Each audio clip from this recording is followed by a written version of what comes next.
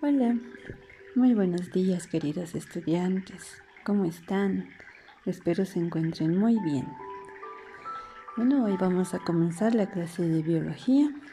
El tema que vamos a desarrollar hoy va a ser ¿cómo se origina la variabilidad genética? La meiosis, fuente de variabilidad genética. La meiosis es un proceso de división celular a través del cual, a partir de una célula diploide, se producen 4 células haploides. Las células haploides son aquellas que contienen un solo juego de cromosomas. Los gametos o células sexuales son los óvulos y los espermatozoides, que son producidos por la mujer y el hombre, respectivamente. Cuando los gametos se unen, se forman un nuevo ser. Estos son células haploides.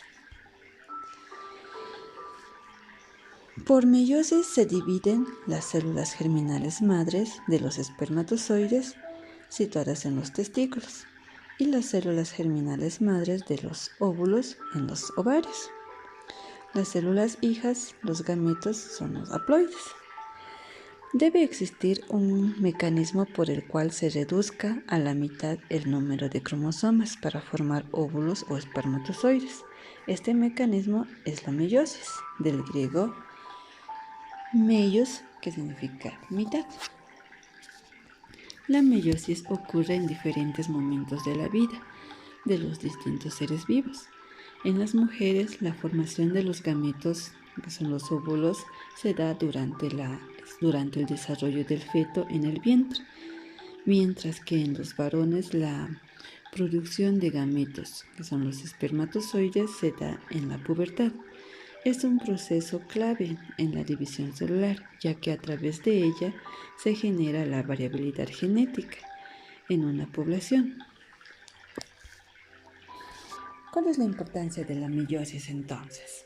Además de asegurar la reproducción sexual, la importancia de la meiosis consiste en asegurar la variabilidad genética, dado que el proceso de recombinación del contenido genético permite que los descendientes originados a partir de las gametas conserven gran parte de las características de sus ancestros, pero dando al nuevo individuo un perfil absolutamente único y distinto.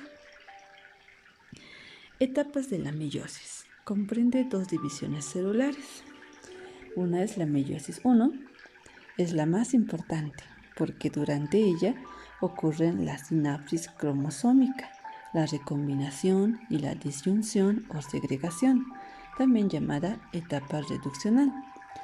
La meiosis 2, durante la cual se produce la formación de gametos, también llamados etapa ecuacional.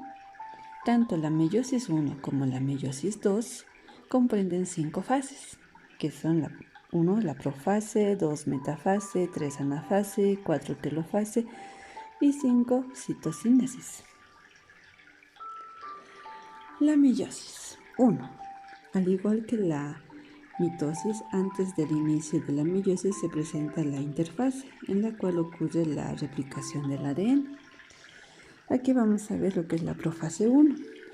La membrana nuclear desaparece, las fibras de uso comienzan a aparecer y el ADN se condensa, formando los cromosomas, constituidos por dos cromátidas unidas por el centrómero. Los cromosomas homólogos, uno proviene del padre y otro de la madre, se colocan uno al lado del otro.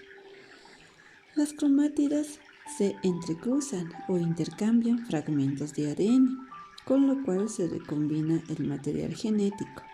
Al finalizar la profase, cada una es una tétrada, formada por dos cromosomas genéticamente diferentes a la célula progenitora debido al intercambio de segmentos de ADN. La metafase 1. Las fibras de uso ya están formadas y las tétradas se disponen en el ecuador de la célula. Anafase 1. Cada tétrada se separa y cada cromosoma se dirige a los polos de la célula. En la telofase 1 finaliza la primera división meiótica las fibras del huso y los cromosomas desaparecen por la descondensación del ADN. La citosíntesis 1 se reorganiza la membrana nuclear y se divide el citoplasma, originándose dos células con igual número de cromosomas que la célula que les dio origen, pero genéticamente diferentes. La meiosis 2. Acá vamos a ver la profase 2. En cada célula desaparece la membrana nuclear. Se reinicia la formación de las fibras del huso. El ADN vuelve a condensarse y se reconstituyen los cromosomas. En la metafase 2, los cromosomas compuestos por dos cromátidas se alinean en el ecuador de la célula. En la anafase 2, las cromátidas se separan. Se obtienen cromosomas simples que migran hacia los polos opuestos de la célula. En la telofase 2, las fibras del huso desaparecen, la membrana nuclear se reorganiza y los cromosomas ya no son visibles por la descondensación del ADN. La citosíntesis 2 se obtienen 4 células haploides, con la mitad del número de cromosomas de la célula progenitora, y todas genéticamente diferentes entre sí, y a las células que les dio origen. ¿Por qué todos los seres vivos son diferentes entre sí? La variedad de la información genética entre los individuos de una misma especie es conocida como variabilidad genética. Hay mayor variabilidad genética cuando existen más variantes para un mismo gen. Dentro de cada especie con reproducción sexual en la que intervienen dos progenitores, no existen individuos que sean idénticos genéticamente, salvo los gemelos. La variedad de la información genética entre los individuos de una misma especie es conocida como variabilidad genética. Hay mayor variabilidad genética cuando existen más variantes para un mismo gen. Por ejemplo, en las personas, las diferentes formas de nariz que deben a que existen diversas variantes del gen que contienen la información referida a la forma de la nariz, es decir, de los ojos, de la boca, del cabello y demás. La variedad genética se refiere a la variación en el material genético de una población o especie e incluye los genomas. La variabilidad genética se produce a través de 3 procesos. Uno que es durante la profase 1 de la meiosis. Los cromosomas homólogos de una célula diploide, uno proviene del padre y el otro de la madre, intercambian segmentos de ADN originando cromosomas diferentes. Durante la metafase 1 de la meiosis ocurre la segregación de los cromosomas. No hay un orden que determine a dónde se dirige cada cromosoma, lo cual depende de su ubicación en el ecuador de la célula. Gracias a esto existen diferentes posibilidades de formación de gametos genéticamente distintos. Y por mutaciones, que son cambios en la secuencia de nucleótidos en el ADN causados por errores durante la duplicación de esta molécula o por factores ambientales. Formación de gametos o gametogénesis. Los seres vivos pueden reproducirse asexualmente, lo que significa que un solo organismo da origen a su descendencia, la cual será idéntica. También pueden hacerlo sexualmente, cuando intervienen dos organismos, macho y hembra, que aportan la información genética a su descendencia. Entre los humanos, ambos progenitores aportan una célula haploide, sea un óvulo o un espermatozoide. Estos gametos se unen durante la fecundación, originando una célula diploide llamada cigoto. Luego, el cigoto se dividirá muchas veces por mitosis hasta formar un ser humano completo, ¿no? Entonces, mediante este proceso, el número de cromosomas que existe en las células germinales se reduce de diploide a haploide, es decir, a la mitad del número de cromosomas que contiene una célula normal de la especie de que se trate. En el caso de los hombres, si el proceso tiene como fin producir espermatozoides, se le denomina espermatogénesis y se realiza en los testículos. Y en el caso de las mujeres, si el resultado son ovocitos, se denomina ovogénesis y se lleva a cabo en los ovarios.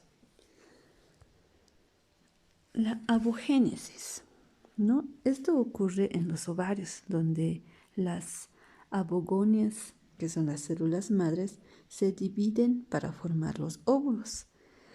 La abogénesis ocurre en el estado embrionario, en los primeros meses del desarrollo fetal. Las abogonias realizan la mitosis, formándose los ovocitos. Luego, cada ovocito se divide por meiosis, pero este proceso se interrumpe en la profase de la meiosis 1. La interrupción permanece por alrededor de 13 años, hasta que empieza la pubertad, etapa a partir de la cual madura un óvulo cada mes. La abogénesis consta de 3 fases. La primera fase de proliferación. La abogénesis comienza con su proliferación por mitosis en el ovario durante el desarrollo prenatal, generando un enorme número de células, los abogonios. Luego, el crecimiento, también antes del nacimiento. Estas crecen con lo que se originan muchos ovocitos primarios. Y luego es la maduración. Cada uno de ellos inicia la primera división meiótica, pero detienen este proceso en la profase, de modo que la mujer nace con miles de ovocitos primarios detenidos en la profase de la primera división meiótica. El espermatogénesis, ¿no? Es el proceso de formación de los espermatozoides que ocurre en los testículos de los varones. Este proceso se inicia durante la pubertad y puede ocurrir muchas veces mientras la persona se encuentre activa sexualmente. La espermatogénesis tiene una duración aproximada de 64 a 75 días en la especie humana. La espermatogénesis igual tiene fases, ¿no? Y vamos a verlas. La fase de proliferación. Las células germinales diploides comienzan la mitosis y forman espermatogonias. En la fase de crecimiento, las espermatogonias aumentan de tamaño y se transforman en espermatocitos de primer orden. En la fase de maduración, los espermatocitos de primer orden terminan la primera división meiótica, convirtiéndose en 2 espermatocitos de segundo orden, ahí lo ven, que comienzan la segunda división meiótica, dando 4 espermátidas con un número haploide de cromosomas. Espermiogénesis. Las espermátidas se transforman en espermatozoides por diferenciación celular. Y bueno, terminamos la clase, ¿no?, de hoy. Gracias por su atención. Dios los bendiga muchísimo. Cuídense. Y antes de terminar la clase, les voy a dejar un sabio consejo, ¿no? La vida es un asunto serio, por eso necesitamos sonreír más, preocuparnos menos y lograr que cada día sea un avance en lo que queremos. Dios los bendiga mucho. Nos vemos la siguiente clase.